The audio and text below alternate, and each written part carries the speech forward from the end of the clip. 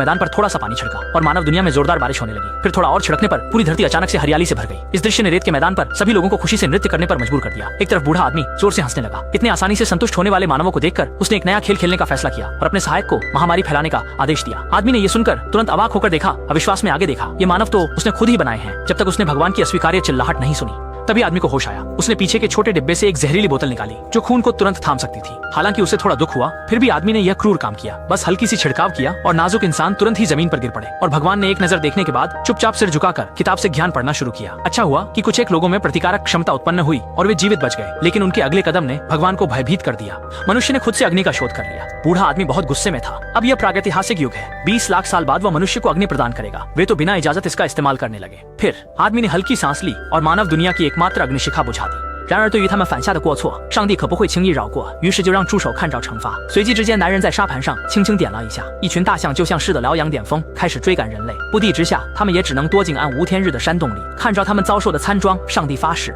，भगवान बहुत संतुष्ट थे, इसलिए उन्होंने सिर घुमाया और झपकी लेने लगे। परंतु अचानक एक पल में उन्होंने देखा कि मानव समाज में बहुत बड़ा बदलाव हो गया। ये दृश्य भगवान को अत्यंत नाराज कर गया। सभी सभ्यताएं वही होनी चाहिए जो उसने उन्हें दी थी। ये लोग अपना काम खुद कैसे कर सकते हैं? इसलिए यह दिखाने के लिए कि असली भगवान कौन है, उसने सहायक को सबसे ऊंची इमारत में आग लगाने का आदेश दिया। इसके तुरंत बाद आदमी ने तुरंत एक जलती हुई माचिस फेंक दी और एक पल में ही धमाका हुआ। फिर मानवता की चीखें सुनाई दी। इतनी अद्भुत ध्वनि सुनकर भगवान संतुष्ट नहीं थे। उन्होंने रेत के टीले की ओर फूंक मारी। जैसे जैसे आग बढ़ती गई, वह उत्तेजना में दूसरों की जिंदगी की अनुभूति उसे बेहद आकर्षित करती थी। जैसे जैसे इमारत में लोग संघर्ष कर रहे थे, भगवान के होंठों पर मुस्कान कभी नहीं रुकी। जब तक आग बुझाने के लिए अग्निशामक की गाड़ियां नहीं आई, तब तक उसने अपने अंदर की गुस्सा दबा रखा था। अपनी मेहनत से बनाई हुई खूबसूरत घड़ी किसी भी समय मारे जा सकने वाले चींटियों की वजह से बर्बाद नहीं हो सकती।